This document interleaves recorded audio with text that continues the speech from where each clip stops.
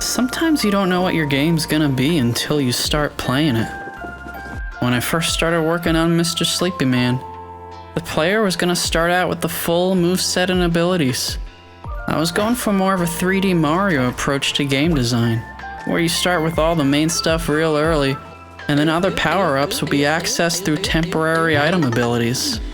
But I found that scattering the moveset abilities across the world and unlocking them by finding and collecting them is so much more rewarding. Kinda gives the whole game a Metroidvania vibe if that's your thing. Not only does this method naturally increase the length of the game, but these sections put a direct focus on the ability you unlock, allowing the player to learn how each one works as they find it. And there's a certain charm to starting the game with a limited moveset. Like they say, less is more. You don't want to throw too much at the player's face at once, especially if they're not familiar with 3D platform controls. Everything is a work in progress. Sometimes you don't know a certain approach is a wrong move until you see it play out with your own eyes. Mr. Sleepy Man can't relate.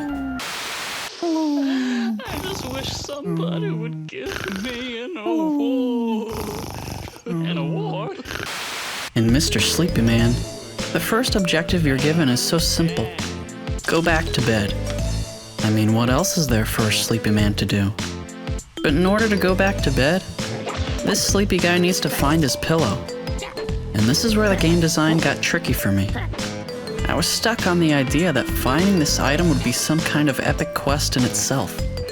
But in Bedtime Town, it's not difficult to find a random bed lying around where there is technically a pillow.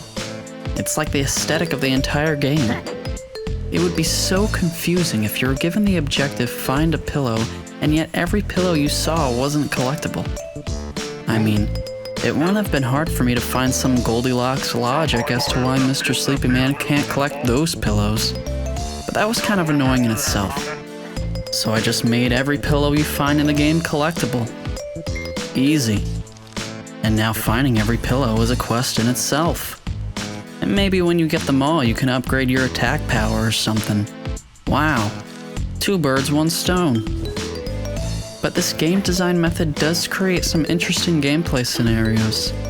So even though the first thing I'm telling you is to find your pillow and go back to bed, I'm not forcing your hand. The player can do whatever they want. There's a gameplay scenario that exists where the player doesn't find a pillow and walks straight into the spooky woods where all the enemies are. And honestly, being put in a situation where you can only act offensively is pretty fun. If you like dying. If you like my videos and you can't wait to play Mr. Sleepy Man, wishlist the game on Steam. It's the best way to support little old Mr. Sleepy Man here.